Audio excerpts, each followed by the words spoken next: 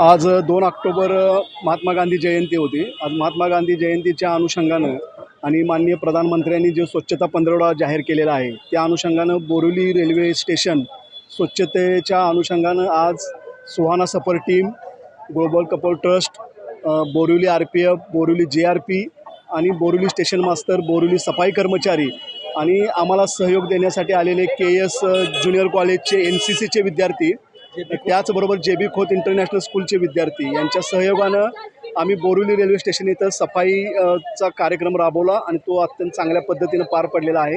आणि या लोकांनी सहयोग केल्यामुळे आज बोरिवली रेल्वे स्टेशन महात्मा गांधी जयंती दिवशी स्वच्छ करण्याचा एक कार्यक्रम पार पडलेला आहे।